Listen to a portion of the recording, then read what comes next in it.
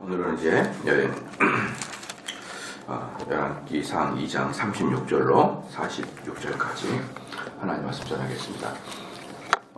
이제 솔로몬이 왕이 된 다음에 첫 번째 했던 일이 지금 다윗이 그 유언으로 남겼던 일, 다윗이 유언을 남겼던 일을 하나씩 이제 그걸 진행해 나가는데, 첫 번째는 이제 시므이를 죽이기 전에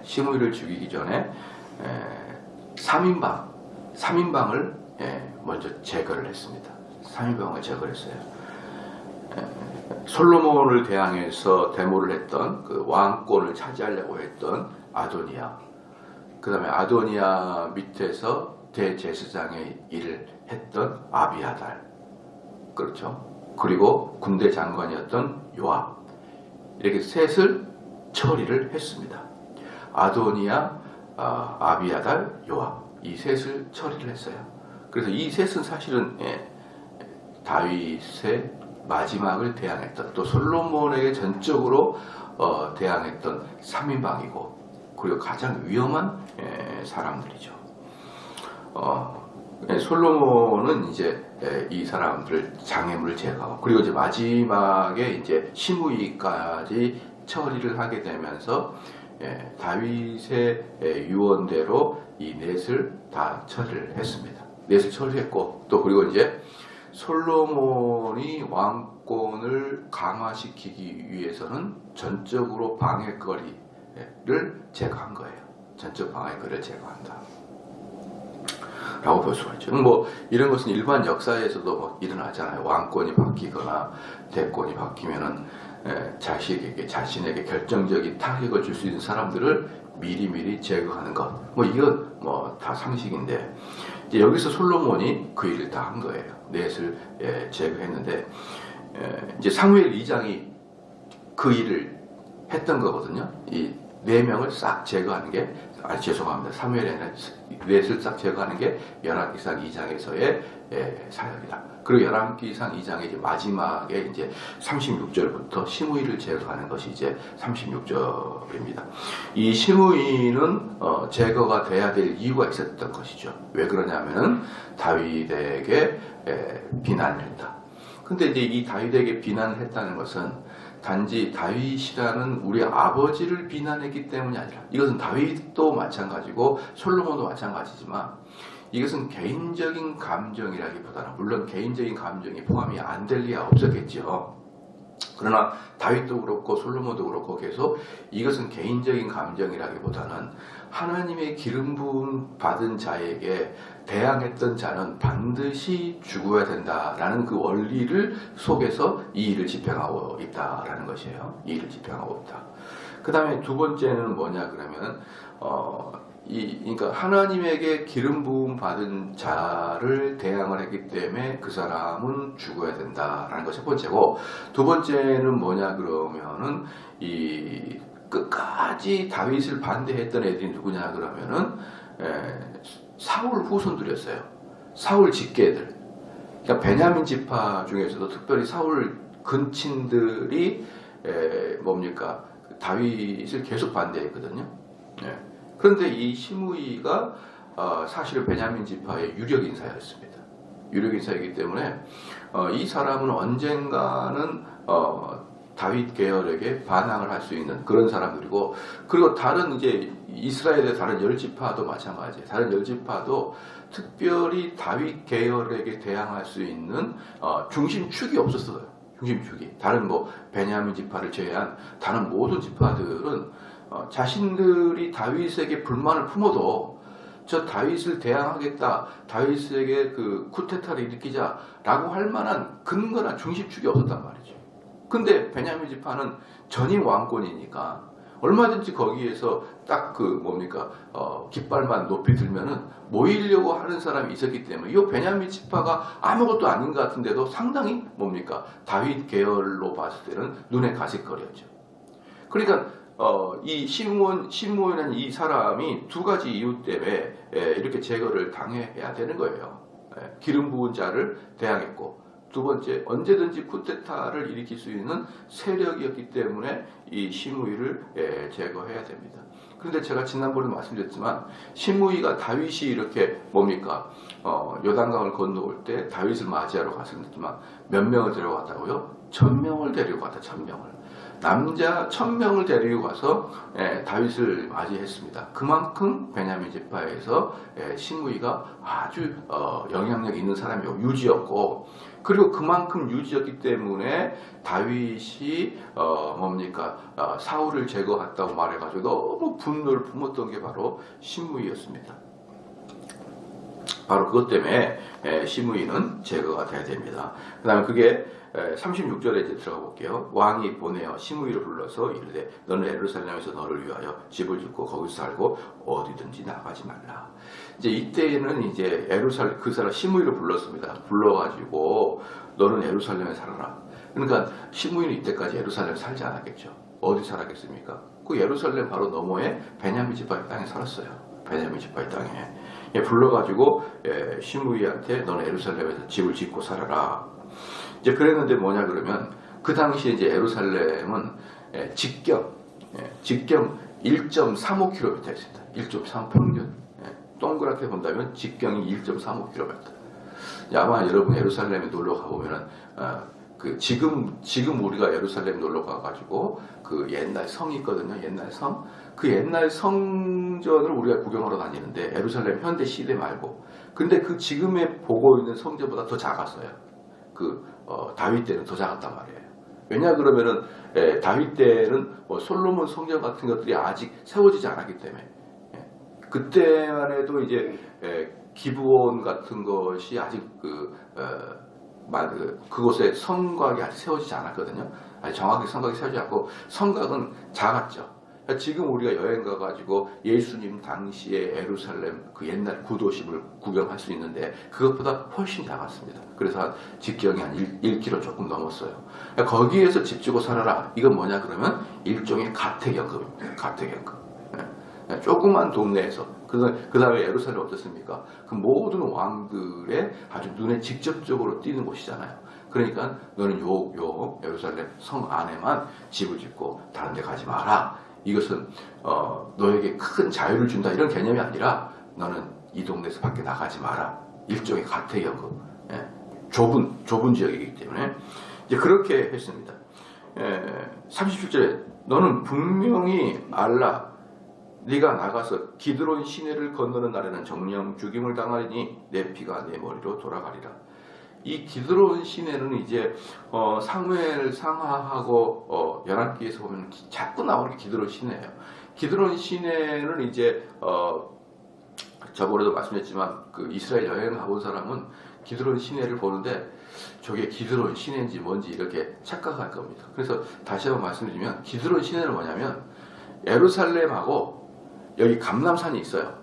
예루살렘과 감람산이 있는데 그 사이에 시내가가 있어요. 그 가운데 시내가가 있습니다. 그래서 이 기드론 시내는 예루살렘과 감람산을 경계를 짓는 게 기드론 시내예요.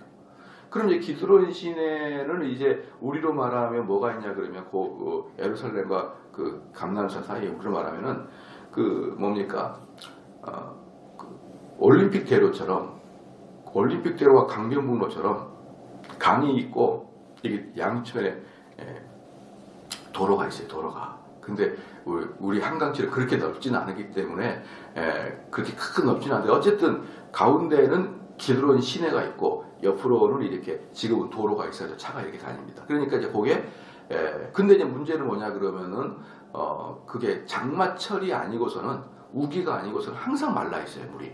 와디라 그래. 와디라 그래가지고 천에 흔적만 있지 물은 없어요. 그러니까 지금 가보면은 왜 사람들이 저희가 기드론 시내다 그래도 잘 기억을 못하냐면 우리로 보면 그냥 도로거든. 도로. 한강보다 훨씬 좁은 도로란 말, 그 물이란 말이에요. 근데 물은 없어요. 죄송합니다. 알람. 이게 왜 알람이 지금 안녕하세요. 예. 즐거운 하루 되세요. 이게 왜 이렇게 죄송합니다. 이게 즐거운 하루 됐는데 또 이따 나올지 모르겠다.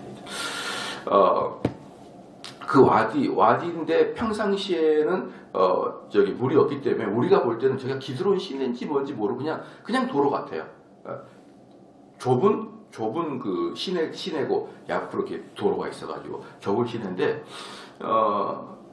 그래서 우리는 그게 기드론 시내인지 모르는데 그게 그냥 시내예요. 그게 이제 예루살렘과 감람산을 경계를 두고 있는 거거든요. 그런데 뭡니까? 예루살렘을 빠져나갔다.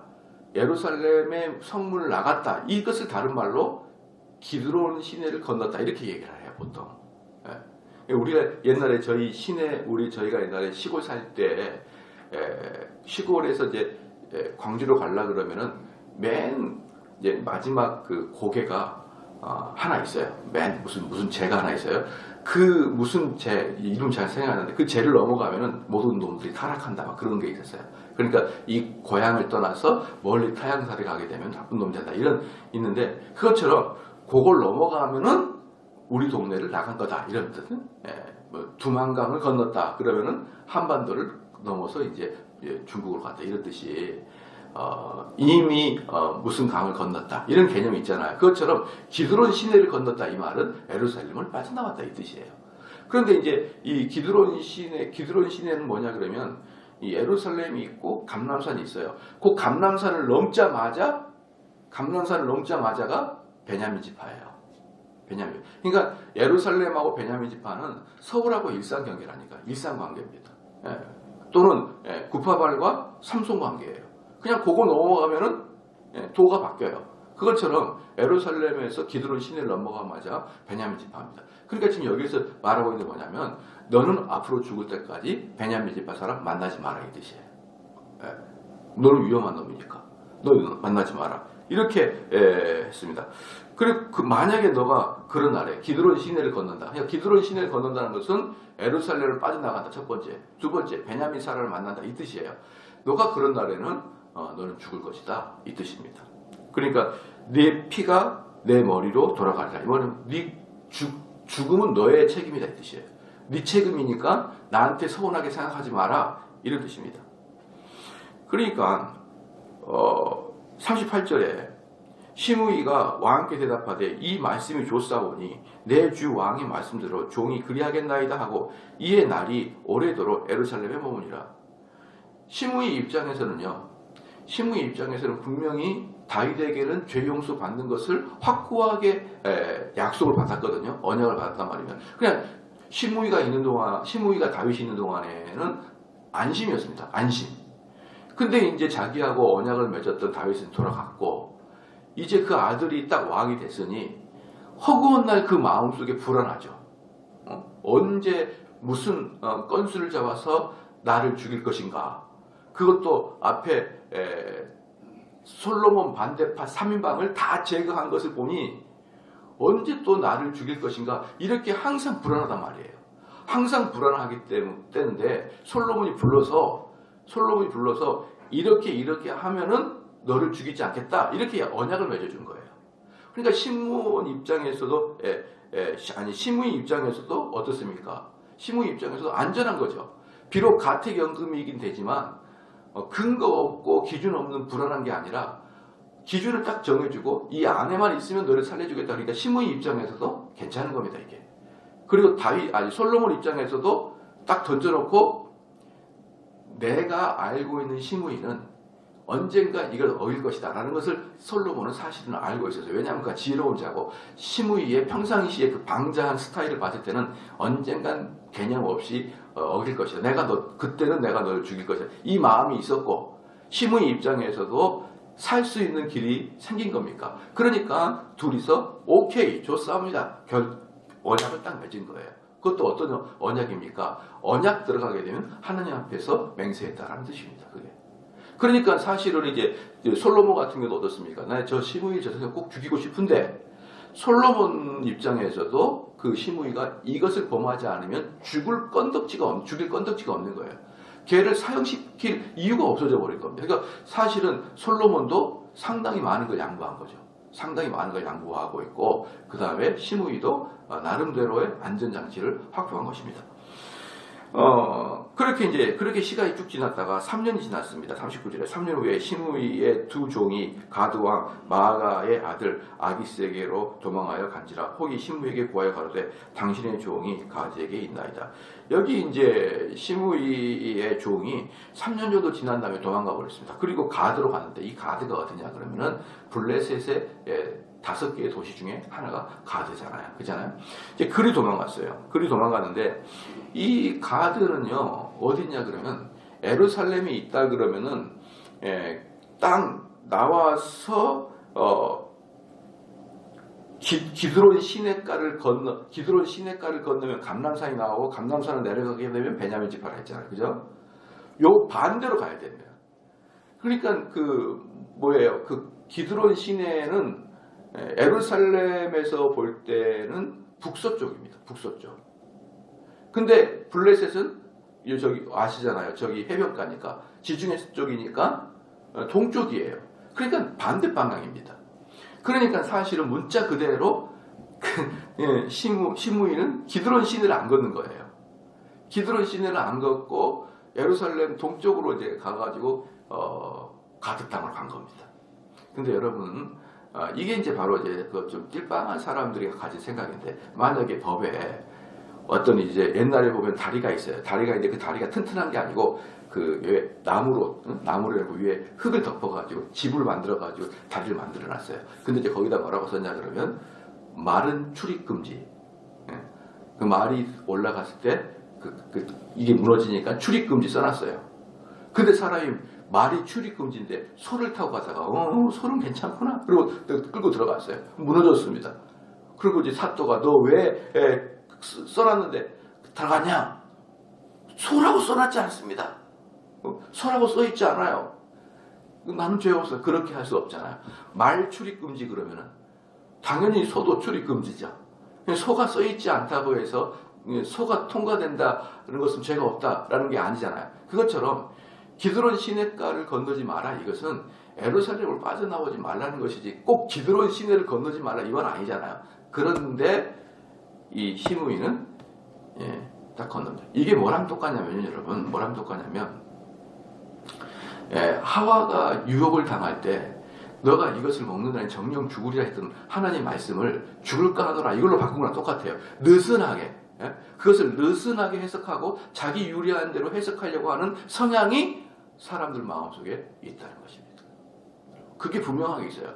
느슨하게 해석하고 그것을 자기 주관대로 자기 편의대로 해석하고자 하는 마음이 본능적으로 있는 거예요. 여러분 이게 재밌는 게 뭐냐면요. 사람들이 하나님 말씀을 그대로 이렇게 해석을 하게 되면 제가 앞으로도 더 목회할 날이 많지만 지금까지 오면서 성경을 해석했을 때는 성경에서는 거의 대부분 너희들 그거 하지 마 이거예요. 그거 하게 되면 너희도 혼나 이겁니다. 이게 성경에서 하는 이야기인데 이 이야기는 항상 명령조고 항상 우리의 기분을 날카롭게 상하게 하는 경향들이 성경은 없지 않아 많습니다. 대부분이 하지마 이건데 하게 되면 너희들 벌받아 이건데 사람들은 자꾸 이야기할 때 뭐라고 하냐면은 너무 교회 가면 스트레스를 받는다 이런 이야기를 몇 명이서 이렇게 자꾸 하다 보면요 그렇게 설교를 해나가는 게 쉽지가 않습니다. 쉽지가 않아요. 그래서 이 본문을 좀 완화시키려고 하는 요구가 성도들로부터 오게 되면 목사님들은 버티기가 힘들어요. 자꾸 성도들이 그러면. 그래서 제가 알고 있는 어떤 목사님도 시골에서 목회를 하는데 청교도 식으로 설교하니까 몇 명 안 되는 성도들이 전부 다 인상을 쓰고 있는 거예요. 만약에 100명이나 넘고 이런다 그러면 그 중에 몇십 명은 좋아하는 사람이 있는데 한 10명 앉아있고 20명 앉아있으면 다 인상 쓰고 앉아있는 거죠. 한 명도 없는 거죠. 그러면은 이것을 버텨나가기가 어려워집니다. 그래서 이 성경 말씀을 살짝 완화시키고 살짝 인간의 편의에 맞게 맞춰요. 그게 바로 율법 폐기주의의 시작입니다. 그러니까 선명하게 하나님의 말씀을 우리에게 전하면서 우리에게 하지 말아야 될 부분을 선명하게 전해주는 게 아니라 둥그렇게 이야기를 해버립니다. 그게 바로 하와가 했던 일이고 그게 바로 시므이가 했던 거예요. 그러니까 정확하게 기드론 시내를 건너지 마라. 그러면 예루살렘을 건너지 말라는 거랑 똑같은 말인 것을 알아야 될 텐데, 그리고 알 수 있었을 텐데 별로 동쪽으로 가는 거니까 덜 신경을 썼던 것이 분명합니다. 그래서 3년 만에 이들이 도망갔어요. 그것도 가드 땅에 돌아갔습니다. 그런데 40절에 시므이가 그 종을 찾으려고 일어나 그 나귀의 안장을 지우고 가드로 가서 아기스에게 나아가 그 종을 가드에서 데려왔더니, 여기서 재밌는 게 뭐냐면 시므이가 이 종을 찾으러, 이 종이라는 것은 언제든지 고가입니다. 고가. 항상 고가예요. 이 종은 누구보다도 고가예요. 종 하나 있으면 청소고 밥이고 심지어 똑똑한 놈 있으면 회계장부까지 다 맡기는 게 종인데, 엄청난 근데 그러니까 둘이가 도망가니까 이 시므이가 그냥 아무런 어려움 없이 덜커덕 말 안장을 채우기 시작하는 거예요. 뭐 고민도 없습니다. 고민도. 바로 이 모습이 바로 시므이의 평상시의 모습이었다는 것을 솔로몬은 알고 있었어요. 그 개념 없는 놈이야. 개념 없는. 그러니까 분명히 지금 솔로몬은 너를 죽이려고 함정을 파는 거예요. 솔로몬 입장에서는. 그런 솔로몬은 저 개념 없는 애가 언젠가는 이 함정에 걸려들 것이다 라고 함정을 파놨는데, 정말 시므이 종이 딱 둘이 도망가니까 안장을 딱 채우는 겁니다. 아무런 거리낌도 없어요. 그것도 어디로 가느냐? 40절에 시므이가 그 종을 찾으려고 일어나 나귀에게 안장을 지우고 가드로 가서 아기스에게 나가. 이 아기스가 누구냐면 가드 왕 아기스예요. 그러니까 이건 보통 문제가 아니죠. 너의 나라, 그것도 이스라엘의 적대 국가의 왕을 찾으러 면전으로 가버린 겁니다. 자기 종을 구하려고. 그러니까 이것은 시므이의 마음의 상태하고 아무 상관없이 겉으로 드러나는 것은 쿠데타를 일으킬 수 있는 얼마든지의 외적인 모습이에요. 그동안에 다윗에 대해서 불만을 갖고 있던 사람이, 가택 연금을 갖고 있던 사람이 갑자기 빠져나가서 가드 왕 아기스를 만났다. 이건 죽어 마땅할 일이죠. 그래서 그 아기스를 만나가지고 그 종을 가드에서 다시 잡아와가지고 다시 예루살렘에 돌아왔습니다. 41절에 시므이가 예루살렘에서부터 가드에 갔다 돌아온 일을 혹이 솔로몬에게 보한지라. 그러니까 시므이가 가드 땅에 갔다라는 것을 몰랐어요. 처음에 솔로몬이. 근데 갔다 왔을 때, 이게 과거에 써 있거든요. 갔다 와서 예루살렘에 살고 있었을 때, 그때 이제 누군가가 이제 신고를 한 거죠. 저 사람이 왜 금방 들켰을까요? 처음에는 몰랐을 수 있죠. 근데 종을 잡아오니까 종이 여기저기서 아이고 도망갔는데 그냥 우리 시므이 또 와가지고 주인이 와가지고 아이고 근데 가드에 가니까 예쁜 애도 있고 좋은 것도 참 좋더라 이렇게 이야기하고 다녔을 거 아니에요. 이 종들이. 그러니까 그 동네에 소문이 난 거예요. 동네 소문이 나가지고 어떤 사람이 듣고 아유 왕한테 와가지고 아니 시므이가 가드 땅까지 왔다는데 왕은 모르셨습니까? 이렇게 이제 신고가 들어간 거죠. 처음에는 몰랐다가. 그러니까 42절에 왕이 사람을 보내어 시므이를 불러서 이르되 내가 너로 여호와를 가리켜 맹세하고 경계하여 이르기를 너는 분명히 알라 네가 밖으로 나가서 어디든지 가느니. 보십시오. 여기서 보면은 제가 아까 위에서 말씀드렸던 솔로몬은 사적 감정보다는 너와 내가 여호와 앞에 맹세했다는 것을 그 개념으로 접근하는 것입니다. 그 개념으로. 그러면 우리 지난번에 말씀드렸죠. 이것은 어쨌든 솔로몬이 자기가 죽이고 싶은 것을 감추기 위해서 이렇게 말하는 거 아닙니까? 그거 아니에요. 그게 아니고 항상 성경은 여호와 입장의 마음을 쓰는 거기 때문에 솔로몬의 마음이 아니라 여호와의 마음이에요. 그래서 솔로몬은 진심으로 물론 사적인 감정도 있었지만 그 시므이가 여호와의 기름 부은 자를 함부로 대하고 여호와 앞에서 언약을 맺는 것을 함부로 어기고 이런 성향이 있었기 때문에 그 녀석을 죽여야 된다고 솔로몬은 생각했던 것이죠. 그리고 뭐냐 그러면 맹세하여 명사하고 경계하여 이르기를 너는 분명히 알라. 네가 밖으로 나가서 어디든지, 근데 앞에는 뭐랬습니까? 기드론 시내를 건너지 마라 이렇게 얘기했지요. 여기서는 예루살렘 성을 떠나서 어디든지라고 말하잖아요. 그러니까 이 말은 뭐냐 그러면 시므이도 얼마든지 기드론 시내를 건너지 마라 이 뜻이 뭔지 알고 있었다라는 거예요. 두만강을 건너지 마라. 두만강을 건너지 마라. 이 말은 두만강을 건너자마자 어느 마을이 있을 거 아니에요. 그죠? 그 마을로 가지 마라 그게 아니라 한반도를 떠나지 마라. 이런 뜻 아니겠습니까? 그런데 이 사람의 솔로몬은 내가 너한테 어디든지 가지 말라 그렇게 말했건을 이렇게 얘기합니다. 죽임을 당하리라 하지 아니하였느냐? 너도 내게 말하기를 내가 들은 말씀이 좋으니라 하였거늘 너도 좋다고 서로 협의를 했지 않냐? 너에게도 손해 보을 게 없었지 않냐? 나이가 시므이 같았으면 이미 너도 나이가 많이 들어가지고 거동도 불편할 텐데 예루살렘 안에만 살면은 마지막 자연의 생명을 다 할 텐데 너도 좋다고 나랑 협의를 했지 않냐? 근데 왜 어겼느냐? 43절에 네가 어찌하여 여호와를 가리켜 한 맹세와 내가 네게 이른 명령을 지키지 아니하였느냐? 왕이 또 시므이에게 이르되 네가 무릇 내 마음에 아는 모든 곧 내 부친에게 행한 말을 네가 스스로 아나니. 44절에 솔로몬의 진심은 거기에 담겨 있어요. 너가 사실 죽는 것은 우리 아버지 때부터 있었던 거 아니냐? 그건 네가 잘 알지 않냐? 너도 그게 죽을 목숨이라 잘 알고 있지 않느냐? 응? 그러면서 여호와께서 네 악을 내 머리로 돌려보내시리라. 이게 뭐냐면 너의 죽음은 전적은 네 책임이다 이 뜻이에요. 왜 이렇게 말을 했냐 그러면 사람들은 베냐민 지파 사람들은요 베냐민 사람들 다 눈에 불을 켜고 보고 있는 거예요. 뭐냐?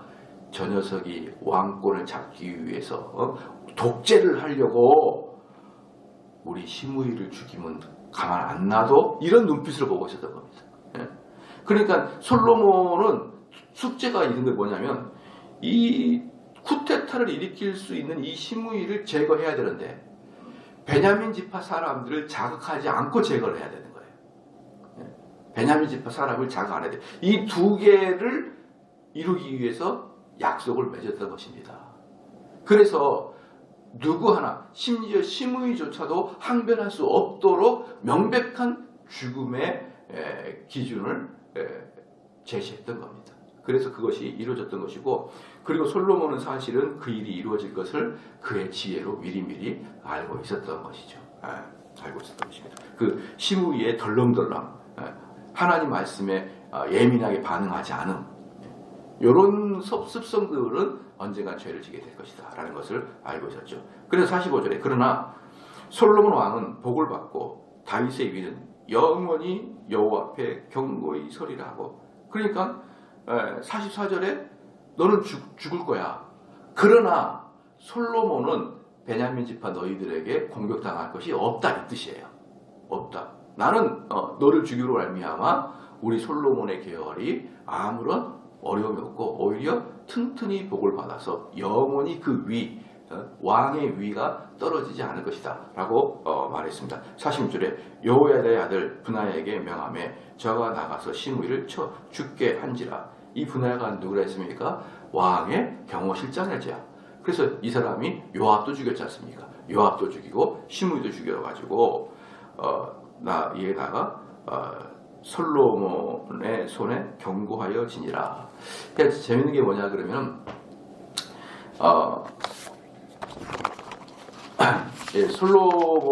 솔로몬이 이제 처음에 솔로몬 반대파 3인방 아도니아와 아비아달과 요압 그 다음에 다윗을 대적했던 시므이 이 넷을 이제 제거한 게 열왕기상 2장에서 이야기잖아요. 근데 여기서 누구만 안 죽였냐면 아비아달만 안 죽였어요.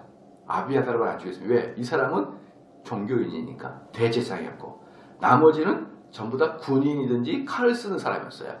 이런 사람들은 깨끗하게 죽여서 제거를 했습니다. 그래서 이렇게 이제 이제 이 일 이후에 이제 3장부터는 솔로몬의 완벽한 정권 장악이에요. 완전히 정권 장악해가지고 이스라엘 역사상 최고의 부흥기, 최고의 전성기를 구가하게 됩니다. 하게 되는데 솔로몬이 죽기 이전부터, 솔로몬의 말기로 가면서 솔로몬이 죽기 이전부터 이미 타락하기 시작해요.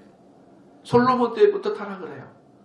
그래서 북이스라엘 유다 나눠지지만 왕의 기준은, 이스라엘에서 왕의 기준은 이겁니다 라는 기준을 제공한 사람이 다윗이었어요. 다윗의 왕의 치적이 앞으로의 이스라엘 왕의 기준이 된 겁니다. 이게 왕입니다. 근데 모든 사람이 다윗의 기준에 미치지 못하게 살아갑니다. 모든 사람이. 즉 이스라엘의 왕의 기준은 다윗인데 모든 사람이 다윗의 기준에 미치지 못함으로 모든 사람을 악한 왕이라 이렇게 표현하는 거예요. 기준에 미치지 못했으니까. 그래서 이후로 이스라엘은 선왕이 거의 없이 그냥 지나갑니다. 다윗과 약간 비스무리한 사람은 몇 명 나오긴 하지만 거의 모든 사람은 다윗에게는 한참 미치지 못한, 하나님의 입장에서 너무나도 수준이 낮은 그러한 왕을 지내다가 결국 이스라엘은 완전히 멸망하고 마는 것이죠.